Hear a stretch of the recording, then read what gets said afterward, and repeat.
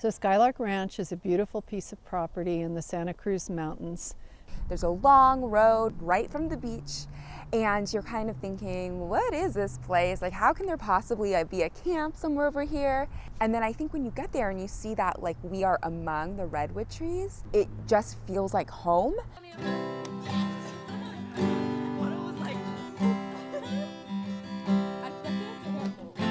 I started coming to Skylark around 3rd grade, I think. I think that's the youngest you can come. Like literally the youngest program available I did. I think I just loved the vibe of camp. I kept coming back because everyone was so like accepting, and there was no judgment, there was no like drama. There's also no technology, which I guess some people would be like appalled by, but it's quite nice because there's no distractions, I guess, from everything around you. There is something for every girl. Our program has lots of varieties of activities. I honestly did a little bit of everything. Like I've done the horse programs, the high ropes, and like I basically tried it all.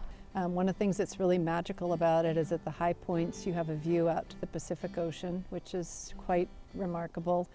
It kind of has the best of like both worlds. It has the beach and then the mountains and then the view and then like there's a rugged road that leads up to it, and the buses can't make it all the way up to the top. So the girls have to get out of the buses and hike up a pretty steep road to get to camp. So imagine by the time you get there, it feels like you've kind of arrived just in a very magical place.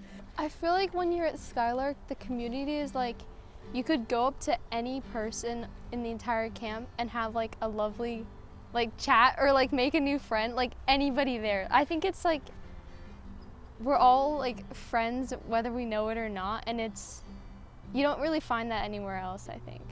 A lot of people take for granted just the people around you who support you, and there was so much support there. You could be anybody you wanted, whether that was, you know, the flashlight fairy who you dress up as, or you'd be telling a story and you'd be an old troll who lived under a bridge, and everyone would be there around you supporting you and doing it with you.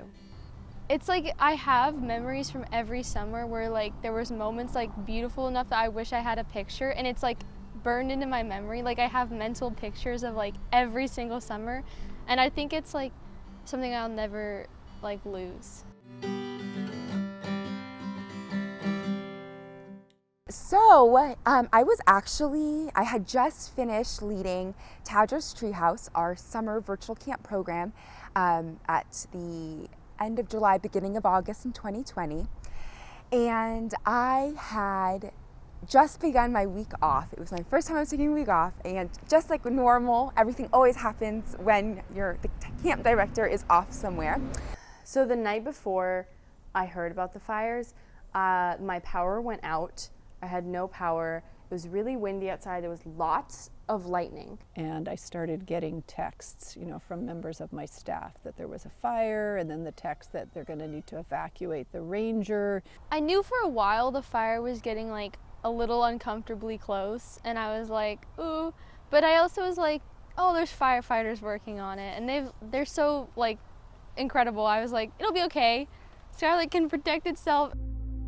After that, I had the news on, I had my laptop open, I had tracking all sorts of different maps and news, etc. It became very apparent quickly, I would say within the first 24, 36 hours, that the question had moved from was Skylark affected to how much of Skylark Ranch was affected. And then from there, it honestly was a waiting game, and it was just full of speculation. Hoping against hope that maybe the camp didn't burn.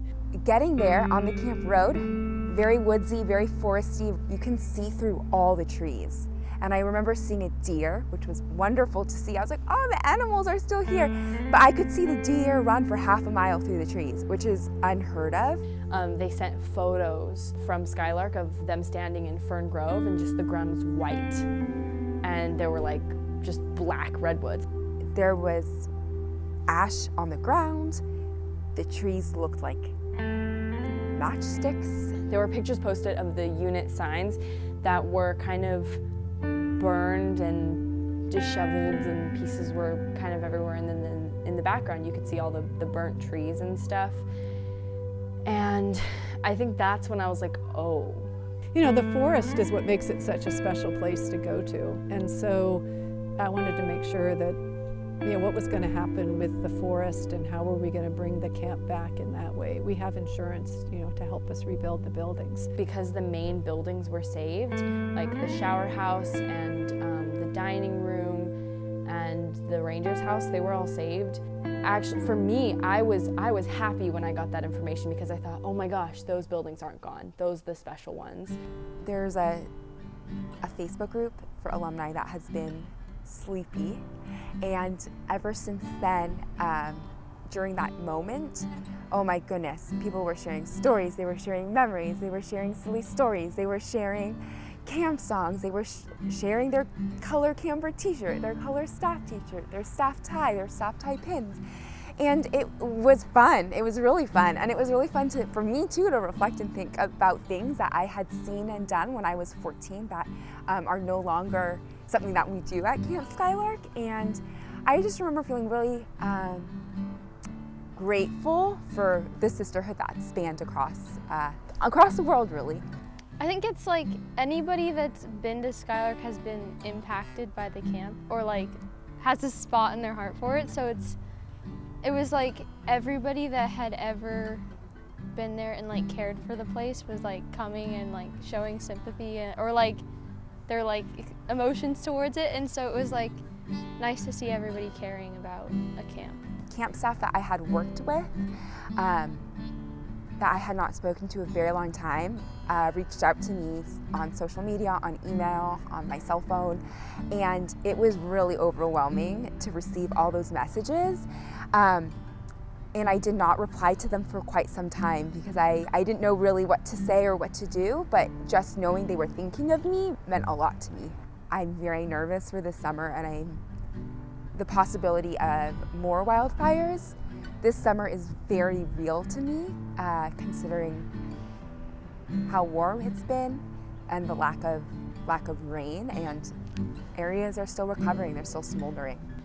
I honestly I don't think it's even settled in now. Like I feel like right now I could get in my car and drive to Skylark and be like, la-di-da, and like. So currently I'm gonna do CIT 3 at Sugar Pine. And then after that, I mean, obviously I hope to work at Skylark, but I don't know the future of that. I think like no matter what, I'm gonna go to camp for as long as I possibly can. So like whatever that holds surrounding like COVID or fires, I'll be there, I guess. And we would love, like a dream would be to kind of have some sort of like Girl Scout Conservation Corps where we can like go rebuild and like and just like be part of the process that comes back together. You know, I would love to get camp back there, but we're gonna have to wait until we know that it's safe. I'm just looking forward to seeing what comes next, even though I know there'll be many things that come before we're finally in the clear.